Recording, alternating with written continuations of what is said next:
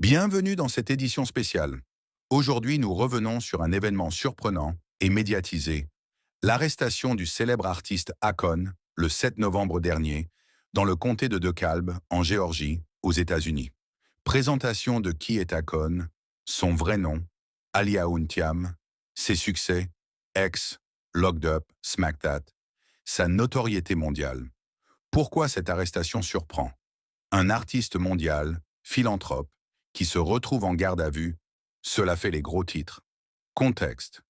Retour à l'origine du problème, le 10 septembre, la police de Roswell, Géorgie, cite Akon parce que sa Tesla Cybertruck est immobilisée, batterie morte. Lors de cette première intervention, les officiers découvrent que son permis de conduire est suspendu depuis janvier 2023. On ajoute qu'il n'avait pas de preuve d'assurance lors de cet premier incident. En conséquence, un mandat d'arrêt, bench warrant, est émis plus tard, lié à son absence à une convocation judiciaire. Déroulement de l'arrestation.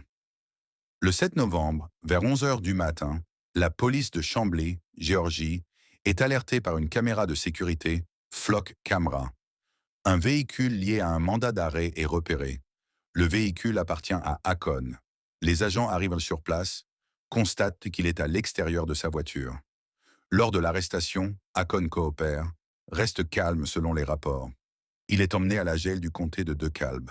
Il ne reste pas longtemps en détention. En quelques heures, il est libéré.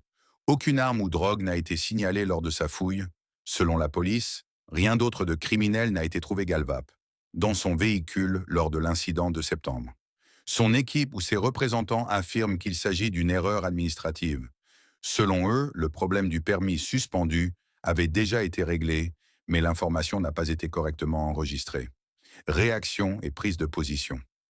Du côté d'Akon, ses représentants expliquent que l'affaire du permis est résolue sur le plan financier, mais que l'administration du comté ou de l'État n'a pas mis à jour ses dossiers. Des voix dans les médias. Certains disent parce que c'est un simple malentendu bureaucratique, d'autres s'étonnent qu'une star de sa stature puisse avoir un permis suspendu aussi longtemps sans que cela ne se règle.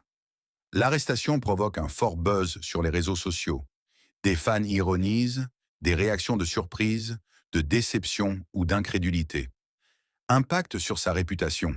Bien qu'Akon soit surtout connu pour sa musique et ses actions philanthropiques, cet incident pourrait entacher son image publique, au moins temporairement, conséquences potentielles.